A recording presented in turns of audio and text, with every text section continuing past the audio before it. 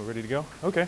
Well, my name is Thomas Howery. I'm an attorney here in Dallas, Texas. I'm licensed to practice law in the state of Texas. This is my website. I do a lot of work for consumers. You can go to howerylaw.com, and then my phone number and email are right here if you guys want to contact me later, and I hope you do. I'll be talking a little bit today about the importance of contracts in your business and why you should always have a contract. And then I'll be talking about a little bit of what happens if the other party doesn't follow the contract, how to get paid, basically. I'll also be talking about different business entities, how to protect yourself legally if something goes wrong with your business. And I think I'll start there. How many of you guys have an incorporated business already? Anybody? Raise your hand. No? Okay. How many have filed a DBA in their kind of, okay, 1, 2, okay, cool.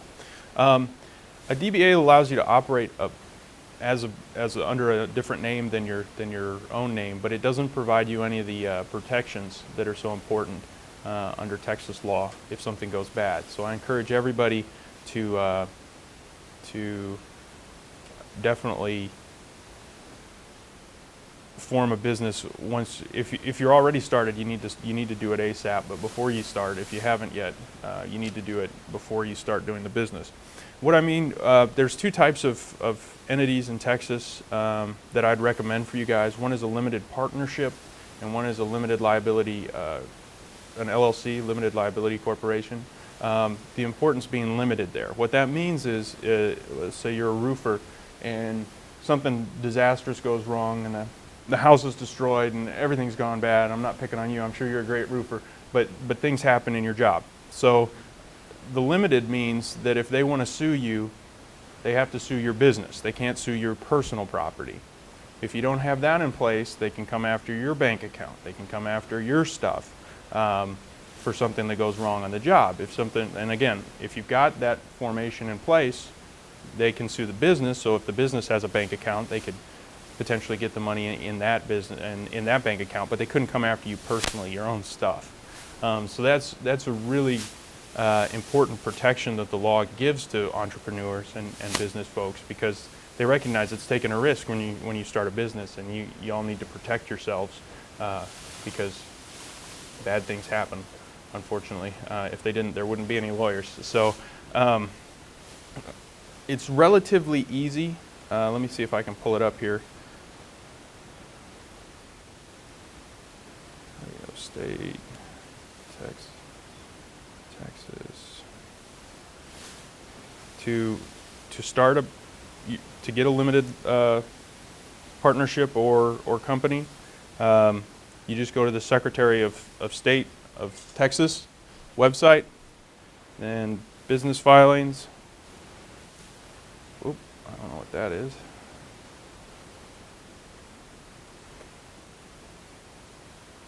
And then I think it's just this first one. Let's see.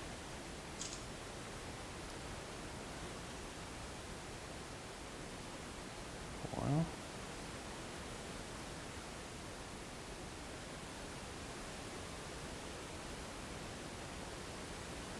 Doesn't want to come up, but you could click here, and you'd have all the forms that are pre-made by the Secretary of State to select what kind of business you want. Typically, I don't know if the fees will come up, but it's about $200, $300 to get going. Oh, here we go.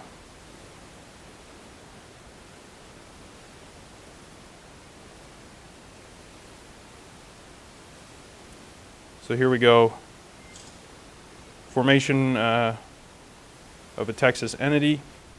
It's about $300. You just mail it to the Secretary of State. Here's the different options depending on the different type of business you choose. There's some advantages. So a partnership is just that. It's a contract between two people that they're going to do certain things and share the money certain ways. And so if you file with the Secretary of State, it's limited, which means you're protected. If you don't, it's just a general partnership, and they can come after both people, their stuff, if something goes bad. A corporation's a little different in that, well, it's not a partnership, it's its own legal entity, but as long as it's limited, then they can't come after you directly, which is the important thing. Which is right for your business is hard. You guys are kind of varied, so it's hard for me to just say, this is the one you guys should file. It's kind of, you got to do a little bit of thinking about it. One of the best things about, I recommend generally an LLC in Texas, a limited liability corporation. Some of the advantages are that it's called, I'm not a tax attorney, but it's called a pass-through, which means that when you have a corporation and the corporation earns money, the corporation has an income tax. And then when you pay yourself, you're paying income tax on the money you're earning. So if you have a corporate setup, you're paying taxes twice. You're paying the corporate income tax, then you're paying your personal. But if you have a limited liability company or a limited liability partnership, they're pass-through entities, which means you're only paying your income. So if you get $500 on a job, that's $500 income to you. You're not paying the 15% corporate tax rate and then whatever your own personal tax rate is. So they're also a lot easier to these types, rather than a full-blown corporation, are a lot easier to manage. There's a lot less requirements. It's a lot more relaxed. The downside is it's harder if you want to have investors, you have to go with one of the large S or C corps. But in general, most small businesses can get away with doing this kind of thing. So that's different types of business entities, and I'd recommend, even if you choose wrong, even if you pick the wrong one for your business and you don't know and you just throw a dart at the board, it's going to give you more protection than you all have today. So I mean, even if you pick the wrong one and you go, oh man, why did I pick that? You still got that limited protection. So to a certain extent, any of them will do. But if you want more specific tailored advice, I'd recommend, you're always welcome to call me or another attorney to sit down and figure out what's the best for your business. But like I said, it's not terribly expensive, and if you could pay somebody $300 to avoid somebody coming after your stuff, I mean, that seems like a pretty good deal to me. So that's why I've got one for my law firm, and I recommend you guys have one as well. I want to move on. So now that you've got the entity set up with the Secretary of State, I want to move on to the red one. Oh, here we go. Well, this isn't the contract. Let me see.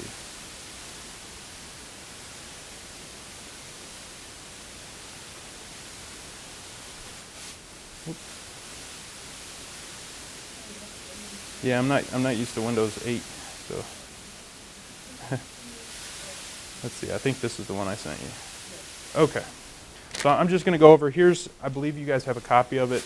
Here's a contractor agreement, just a general one that I drafted for this, and we'll just go over it. I want you guys familiar with the sections of a contract, so even if it's not this one, I want you all to know what each section means and what it's for and where you need to have your guard up. I'll give you all a second to find it. Do they have a copy of it? Yes. Okay. Anybody find it yet? Okay, there, okay. Cool. So, basically anything in gray is where you would put in your own information. First thing, obviously you want to have a date so that the parties know when, if you have to go. Remember that people don't get contracts for the job that goes good and everybody's happy. Okay, you get the contract if a dispute comes up. So you want to be able to do the least amount of work and win in court. That's what the contract's for, if something goes wrong. So we want to have all the information the judge could possibly want in the contract. So that includes the date. We want to have the names between so-and-so and so-and-so. Y'all under this would be the contractor, and the owner would be whoever you're doing the job for. Just want to do a quick note. Do any of you do subcontracting? Anybody? Or is everybody just a contract? Cool. That makes it easier. All right. Okay.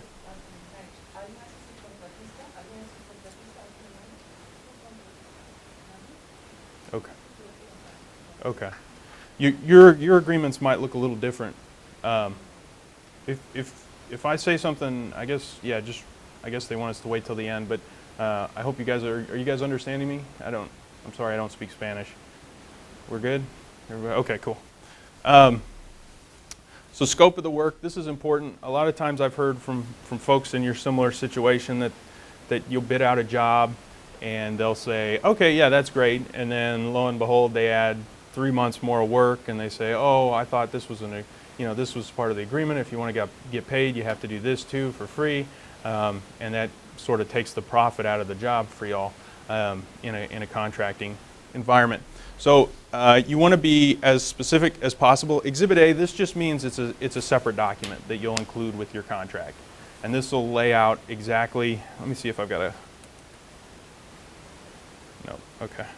This just means you'll lay out exactly what you're going to do for the job, so that if there's any dispute, you said you were going to fix this, or you said you were going to build this, or I needed you to do this, then you can just look at what you guys agreed to as the scope and say, sorry, if you'd like to do that, we can do a change order or something to that effect, but this is all I'm required to do, and you don't have a defense, you have to pay me if I do it. Time for completion, this is a big one. This sets out when the owner or the other party expects the job to be done. And specifically, it says time is of the essence. This means that you've got to do the best you can to finish the job within the time frame. That means the owner is expecting this job to be done. Maybe they've got another crew coming in after you guys, so you need to have the floors done before they can paint the walls, or vice versa. And so that means that if you're late, then he or she could potentially try to dock your pay or something to that effect, because it's a breach of contract if you don't get it done, and then he has extra expenses that he's got to pay for. So you want to make sure that the time of completion is reasonable.